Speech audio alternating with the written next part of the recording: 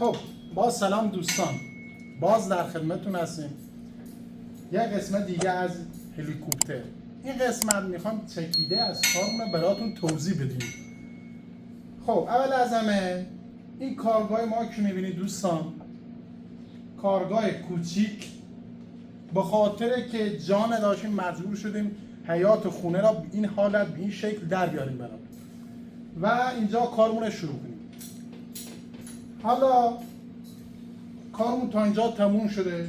هلیکوپتری که میبینید توی تصویر دوستان، شاسی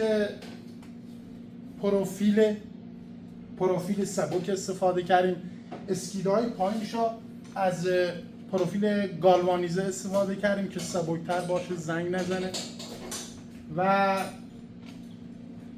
قسمت‌های کابینش از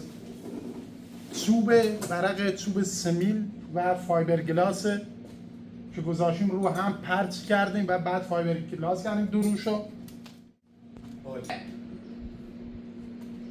خب سلام و عرض ادب خدمت همراهان عزیز مجموعه گلزار. دوستان عزیز، همونجور که اوست محمود اول این قسمت توضیح دادن، امروز ما قرار یه سری کم و کاستی های این هلیکوپتر رو رفع کنیم.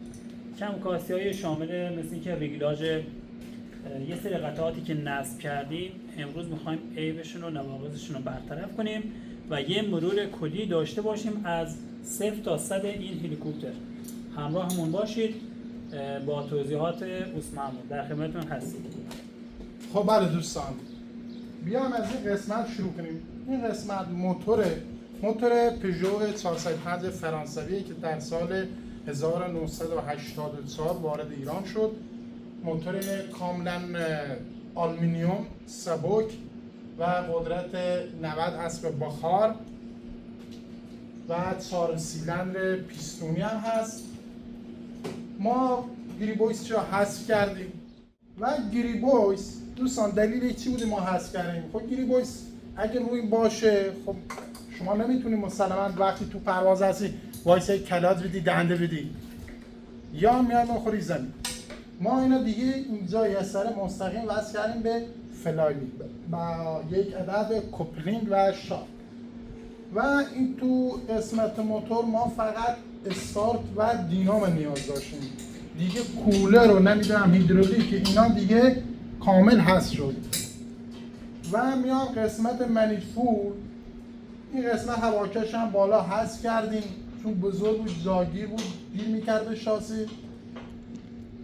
این تیکه حالت اسپورت رو گذاشتیم روش که این باید احتمالاً در آینده یکم طولانی ترش کنیم، بیاد میشه قسمت که محفظه هوا داشته باشه اینا. و قسمت اینجاش هم یک عدد پولی 4 تسمه است که از جنس آلومینیومه.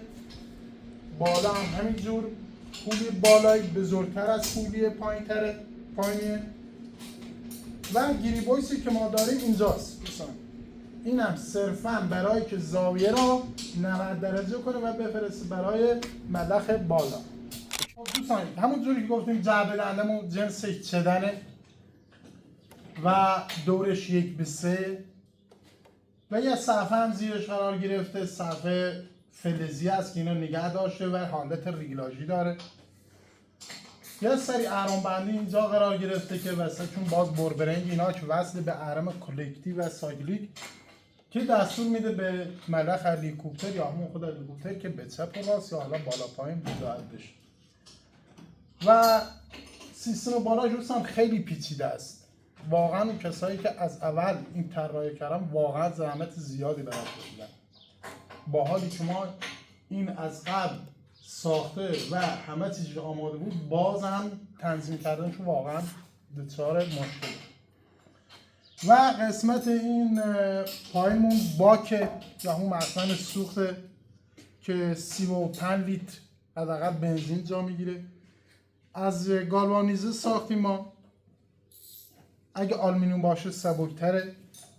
حالا ما چون از گالوانیزه استفاده کردیم دلیلش اینه که برای تو شرمون نبود یا اون دستگاه جوشش یا برقش، دیگه مجبور شدیم از گالوانیزه استفاده کنیم. پمپش هم پمپ مدل توی باک میخوره.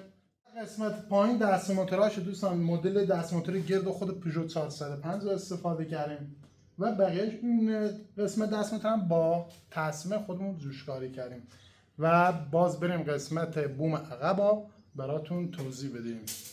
بفرمایید.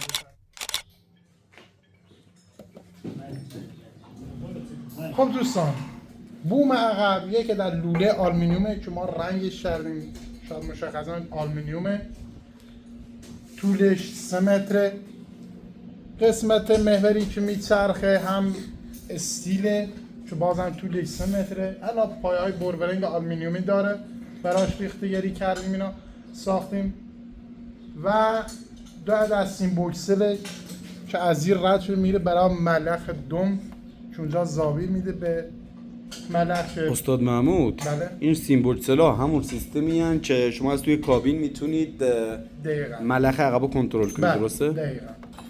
میتونست به جای مکانیکی برقی هم باشه؟ برقی میشه ولی کسی استفاده نمیکنه چون احتمال قطع شدن یا خرابیه، ولی اگه مکانیکی باشه خرابیش خیلی پایین‌تره. بله بله. و کوپلینگ آلومینیومه که وصل میشه به این شافت پولی بزرگه.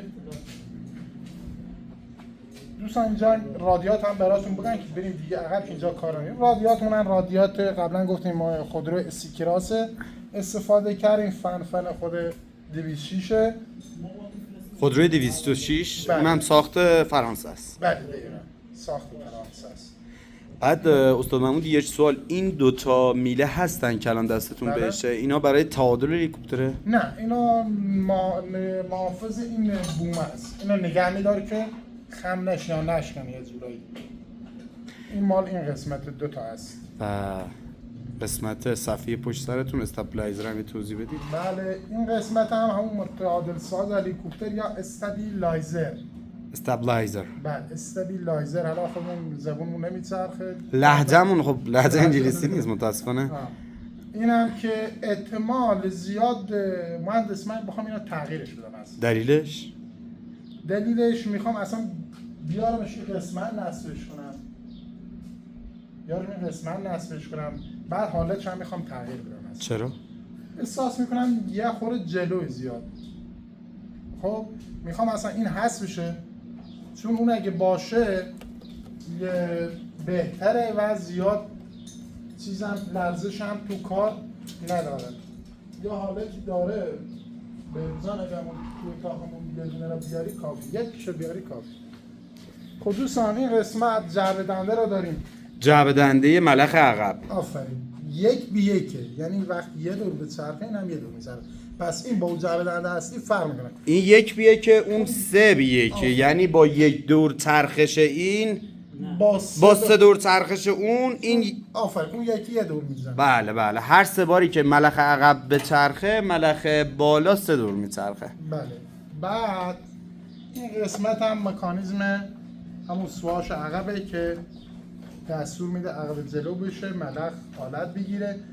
ملخ دومون هم از جنس آلومینیومه، خود پایش هم آلومینیومه، چند تا بربرنگ چشمی خورده وسط کارمون. بعد استاد محمود یه سوال ازتون بپرسم. بله. شما خب خیلی از این دستسازه ها و به قول معروف قطعاتی که برای این هلیکوپتر ساختید خیلیاش یعنی اکثرا 98% دستساز خودتون بوده. بله. شما امکانات کافی رو ندارید برای اینا. توی شهر ما هم خب میدونید محرومیت های وجود داره، شهر صنعتی بزرگی نیست. به نظرتون اگه شهر صنعتی و بزرگ و با تمام امکاناتی بود، طرحی که دارید توی چه مدتی میتونست ساخته بشه و به نتیجه برسه؟ این طرح ببین ما الان این به پرواز که در بیاد خطاهاش رفع بشه، اگه خطایی داشته باشه، اگر شاید هم نداشته خطایی داشته رفع بشه، اینا یکی بعدی ما بخوایم بسازیم شاید تو 1 ماه جمع بشه. خب دوستان این قسمت که گفتیم متعادل سازی که من میخوام تغییرش بدم، این یه 2 تا پای جوری داره، بی حالت باشه این قسمت قرار میگیره. اینجوریه و این چون یه خورده لرزش داشت رو کار اینا من دیگه حذفش کردم. میخوام اینا کاملین هم حذفم ببرم همون قسمت عقب، این قسمت نصبش کنیم. همین قسمت رو باز میکنیم، یه برش میدیم کوچیکترش میکنیم، این قسمت نصب میشه روی پایه آلومینیوم و این قسمت روش سوار میشه بین حالت، یعنی مخالف ملخ. در واقع استاد شما همین استابیلایزری که نصب کردیم استیبیلایزر، حالا همون متعادل ساز من بجا مشکلی داره؟ نه متعادل سازی که نصب کردید و یکم برش میدید کوچیک‌تر میکنید عقب نصب میکنید دو تا به اون حالت چه حالت یه دونه آره همین پایه‌اش میره داخل بعد پرت میشه یه دونه کافی، یعنی یه سمتش بله کامل یه سمت. خب پس سمت مخالف ملخ میشه. دقیقاً. حالا اینا حالت هم متفاوت داره. میشه یه سوال ازتون بپرسم دلیل اینکه حالا شما تغییر کاربری دادید تو این استیبیلایزر یا همون متعادل ساز چی بوده؟ این بوده حالا به چیز علم جدید رسیدید یا توصیه؟ من با یکی از دوستان صحبت کردم، اونم کارش تو همین کار هلیکوپتر سازی اینا بود. بعد گفت من دوست دارم اینو بیاری این قسمت نصب کنی خیلی بهتره، چون گفت احساس من اینم زیاد نزدیکتره. بعد دیگه گفتیم باش مشکل نداره ما اینو حذفش میکنیم اصلا میاریم این قسمت نصبش که بهتره، یعنی برای تعادل باشه بهتره. بعد کوچیک‌تر باشه دیگه لرزش هم نداره، نه اونقدر کوچیکه، این همین حالته. همین پایه اولوش 30 سانت تا 40 سانت میاد بیرون، بعد اینم روش نصبش. خیلی هم عالی. و این پایینه هم که دیگه قبلا بهتون گفتیم محافظ ملخ دومه که برخورد نکنه رو زمین و این قسمت دیگه چیزی نداره. خب استاد محمود میشه درخواست من ازتون داشته باشم؟ خب خیلی از مخاطبا به ما به قول معروف سوال پرسیدن که دوست داریم بدونیم استاد محمود، استاد بهروز شغلشون چیه و در واقع حرفه اصلیشون چیه. حالا من میخوام یه مسابقه خیلی کوتاه ازتون بگیرم و در مورد اینا یه سوالایی ازتون بپرسم. مشکل نداره؟ بفرمایید بشید رو صندلی. آقا بهروز خسته نباشید. خاصه داره استراحت. آقا بهروز در حال استراحت. خب از استاد محمود شروع کنیم. حالا به سنی هم فکر کنم بزرگتر باشه، درسته؟ بله. استاد محمود خب حالا شاید خیلی از دوستان بدونن، خواستم برای بقیه دوستانم عرض کنید شما شغل اصلیتون چیه و الان در حال انجام اون کار هستید یا نه؟ من شغل اصلیم فنی برق خودرو کار میکنم.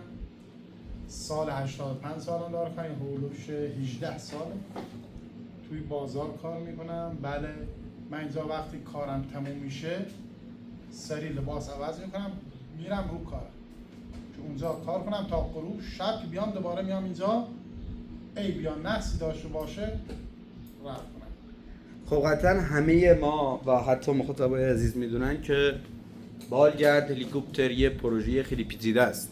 یعنی 30 سال بعد از اینکه هواپیما پرواز کرد بعد بالگرد شروع به پرواز کرد، چون مشکل اصلیش حالا توی ساخت ملخ‌های بالا بود. بله مکانیزم خیلی پیچیده و سختی داره. قطعا این کار خیلی سخته و امیدوارم که شما حالا با عشق و علاقه و حمایت هایی که بشید بتونید این پروژه‌تون رو تموم کنید و پروژه خیلی بیشتری بسازید. قطعا باعث پیشرفت همه ما خواهید شد. آقا محمود. خب آقا بهروز شما در چه حالید؟ حالتون خوبه؟ تشکر. آقا بهروز شما هم الان مشغول چه کاری هستید؟ اینو حالا برای دوستان بگید، شاید خب خیلی از سوال پرسیده بودن، دوست دارم که یه بار واسه همیشه بگید. ما هم تقریبا چندین سال تو کار فروش و نصب سیستم‌های حفاظتی کار می‌کنیم. مغازه داریم و قبل‌تر از اون هم تقریبا سال 89 بود رفتیم تو کار برق ساختمان صنعتی دیگه، خودمون بازنشست کردیم اومدیم تو فروش مغازه زدیم. و یه خب البته ناگفته نمونه، حالا اینو از قلم انداختن، آقا بهروز هم آدم بسیار فنیه تو کار برق صنعتی، واقعا استادن. در کل حالا دلیل همکاری این دو نفر من به عنوان کوچیک اینجام و آقا بهروزم جفتمون شاگردای استاد محمودیم و ازشون داریم یاد میگیریم و دوستان امیدوارم که با تمام هیت هایی که ما میخوریم، با تمام حمایت هایی که میشیم، ما ممنون همه شما هستیم، قطعا باعث پیشرفت خواهیم شد. بدونیم این طرح و این پروژه رو به اتمام برسونیم واقعا با کمترین امکانات، و اگه محدودیت‌ها نبود شاید ما خیلی زودتر از این بتونستیم این پروژه رو به آخر برسونیم، خطاهاش رو رفع کنیم و پروژه‌های دیگری رو شروع کنیم. ولی خب یکم کار پیچیده شده و امیدوارم که بتونیم به اون مرحله برسیم. من نظام یه چیزی هست، هر کس بخواد این طرح‌های اینجوری بسازه، بله اولا که وضع مالیش باید خوب باشه، واقعا اینو بیر رو درواسی بیام. من روی ضرر زیادی کردم. یک دو وسایل صنعتی داشته باشیم، مثل دستگاه تراش، دستگاه برش لیزر و دستگاه CNC تراش و یه دریل ثابت. این 4 تا ابزار اگه داشته باشه، اون فنش هم داشته باشه، حرفه‌ای باشه، اینا راحت میتونه بسید. البته یه چیز بگم، در کنار این وسایلی که این تجهیزاتی که اوست محمود گفته، ببینید یه نکته مهم چیه؟ کسی که میخواد بیاد سراغ این کار علاوه بر اون تجهیزات باید فکر آزادی داشته باشه، یعنی دغدغه چیزی نداشته باشه تو زندگیش که ما الان این کاراتمون کردیم سری باید بریم مغازه یا باید بریم دنبال کار چیزی. میشه هر کسی واقعا میخواد وقتش رو بذاره روی این کار، چندین سال واقعا طول میکشه. این پروژه سال 98 داره. ببین ما از اون موقع که شروع کردیم این کار خیلی اتفاقا افتاد. کرونا اومد، دردسرا اومد، دیگه نوسانات قیمت دلار، وسیله ها، عرض کنم خدمتون نبودن امکانات کافی. خب در کل همه اینا هست، میشه. اون سری هم گفتم ببین هر کسی هر علاقه هر چیزی داره میتونه بهش برسه، ولی باید وقتش رو بذاره، فکرش آزاد باشه. 100% به این نکته میرسه. بروزم من اصلا روزهای بود که مثلا ساعت 2 شب یه چیزی به ذهنم میخوره، بریم میگردم تو کارگاه اون قسمت اون چیزا میساختم، بعد میرفتم میخوابیدم. یعنی 2 شبم اومدم. یعنی بوده شبایی که شما از خواب پاشید چیزی به بله. ذهنتون برسه بیاید کارگاه دوباره برگردید. چون من خونم همین برگرد. ناگفته نمونه این کارگاهی که شما ببینید در واقع حیات خونه است، تغییر کاربری داده شده به یک کارگاه خیلی کوچیک 60-70 متر میشه، درست؟ 60-70 متری. خونه آقا محمود هم روبروشونه. آقا محمود متعهل هستن و 2 عدد فرزند، 2 عدد دختر گل دختر دارن که انشالله خدا بهشون سلامتی بده. آقا بهروز هم همینجور.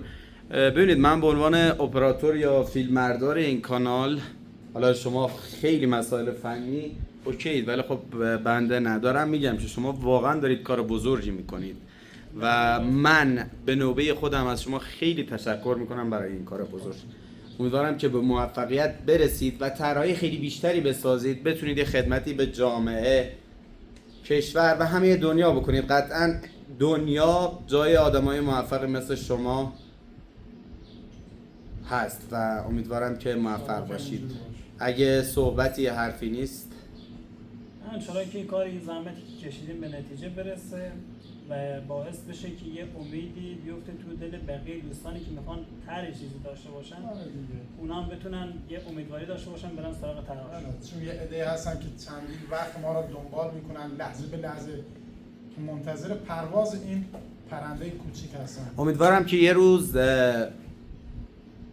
این پرنده رو با همه اونایی که تو این راه شما رو تشویق و حمایت کردن با هم به پرواز در بیاریم و 100% این پرواز میرسه. یعنی من نمیخوام این جمله منفی باشه. درسته ما ضربه میخوریم، این چیزاشو برطرف کنیم، ولی 100% اینو به نتیجه میرسه. ولی روزان خودت هم در جریان هستی، خیلی از تو همین پیج یوتیوب کارشون که مهندس هلیکوپتر سازی بود و اینا با ما واقعا کمک میکردن تو بعضی قسمت ها، بعضی چیزا واقعا پیام دادن آقا اینا این قسمت رو مثلا شما تغییر بده. اصلا من هیچ ناراحت نشدم، برامون تجربه زیاد داره، حتما یه جایی اینو دیدی چه گفتین. بله یعنی آقا محمود خیلی خوب بوده. خیلی از بله. دوستان، خیلی از مخاطبای عزیز به ما کمک کردن، نظراتشون رو گفتن، دمشون هم گرم.